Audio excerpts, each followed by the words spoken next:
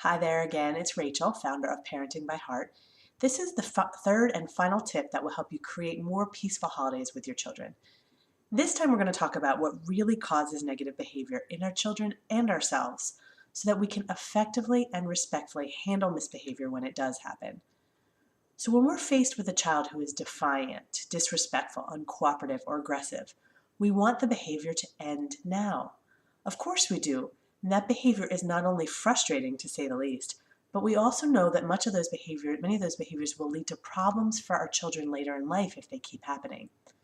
But as we discussed in the last video, if we try to change behavior without understanding behavior, and more specifically the cause of the behavior, we're just wasting our time. Yelling, nagging, threats, and bribes may end the behavior in the short term, and if we're being honest, sometimes they do. But if we haven't identified and addressed the root of the behavior, we won't see long-term change. So today I'm going to talk to you about the root causes of almost any negative behavior that exists, from sibling rivalry to hitting, to whining and tantrums, to lack of cooperation and flat-out defiance. And I know about negative behavior and what causes it because I talk to people about it all day long for a living. So there are two reasons for almost any negative behavior. The first is that children don't have the tools they need to act more positively. Of course, I'm referring to the fact that children don't have some basic tools because of their level of development and lack of life experience. So a 3-year-old doesn't have the level of development and life experience to clean up an entire room full of toys. They just wouldn't know how to do it. An 8-year-old wouldn't have the level of development or experience to know the words to speak up for himself when his older sibling is being mean, so he might misbehave because he just doesn't know how to deal with it more respectfully. But those aren't the only tools that I'm referring to.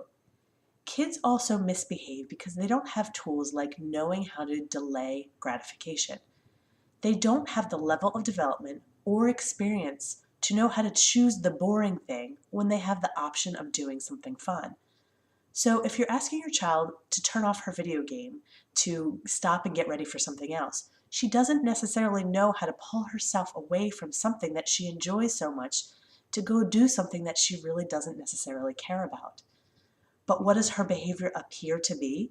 It looks like lack of cooperation, disrespect, and defiance. So lack of tools is also the reason that a 2-year-old might bite his classmates or siblings. He doesn't have the level of development or experience to feel frustration, stop himself, and make a better decision. It's just not realistic. Now, I'm not saying that we condone these behaviors. Remember that positive parenting is not permissive parenting, and I teach parents to maintain high expectations and very firm boundaries. What I am saying is that we need to recognize that kids don't possess certain tools, and we need to give them those tools.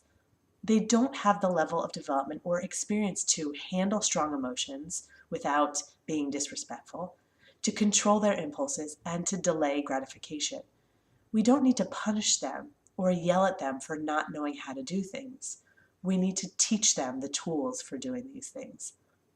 So that first root cause of a lot of negative behavior is that children don't have the tools they need to have more positive behavior.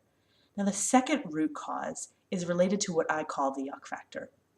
Many of us, you and I and all of our children, may know what to do in the moment. We may have the tools, but sometimes act negatively instead. For example, we parents have the level of development and experience to stop yelling, yet we yell anyway. And many kids may have the level of development and experience to speak respectfully in some sort of situations, yet they act disrespectful anyway. And when they do, it's because they're in yuck. And when we yell, even though we have the tools, it's because we are in yuck. When anybody is in yuck, when we're feeling a negative emotion such as frustration, anger, hurt, or worry, we will act negatively. This is true of our kids, and this is true of us. So if you've had a horrible day, you're tired, angry, hurt, hungry, and your child asks you for something, you're likely to respond negatively, even though you may have responded differently when you were in a more positive place. The same is true of our children. If they are in a negative place, if they feel disconnected or disrespected or out of control or just had a bad day, they also are going to react from yuck. And during the holiday time, they also experience yuck when they have too much stimulation or not enough structure, both of which are very common when they're not in school. And those things will lead to their reactions from yuck, which is going to appear to be the negative behavior that many of us dread. The bottom line is that when children and adults feel good, we act good. When we feel bad or when we're in yuck, we act bad. The solution is to understand what causes yuck and how to prevent it, both proactively and in the moment. Now, I don't have time in a short video like this one to address each of these tools, but I will be doing a webinar on Thursday night where I'm going to go a lot deeper into the yuck factor, talking about what causes it and how to address it. It's actually a holiday version of the webinar, so I'll be using examples that relate to this time of year, the sibling fighting, the negative communication, the chaos and the mess.